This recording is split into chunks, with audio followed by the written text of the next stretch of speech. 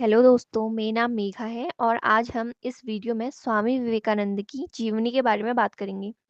स्वामी विवेकानंद का जन्म 12 जनवरी 1863 कलकत्ता, जो कि अब कोलकाता के नाम से जाना जाता है। स्वामी विवेकानंद का बचपन का नाम नरेंद्र नाथ दत्त था। उनकी मृत्यु 4 जुलाई 1902 बेलूर मठ, बंगाल रियासत, ब्रिटिश राज में हुई थी। उनके गुरु रामकृष्ण परमहंस थे।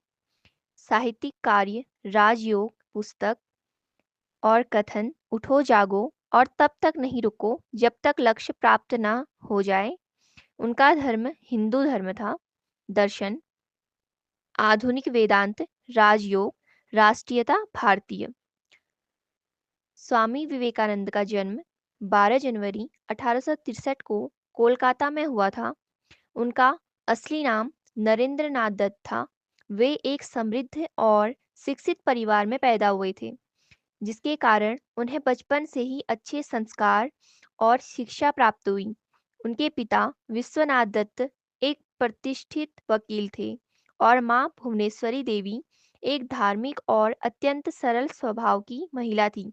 स्वामी विवेकानंद का पालन पोषण एक ऐसे वातावरण में हुआ जो धार्मिकता, अध्यात्म और उच्च संस्कारों से भरा हुआ था।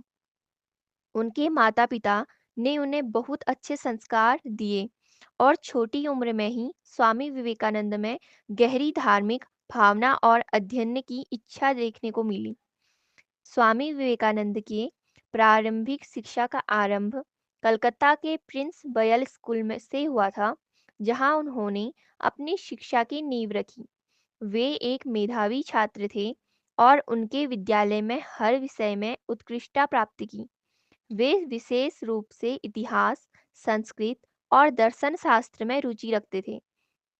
उनकी धार्मिकता के प्रति रुचि और ज्ञान की प्यास इतनी गहरी थी कि वे अक्सर अपने गुरु से या अपने साथियों से जीवन के गूढ़ सवालों के बारे में सवाल पूछा करते थे।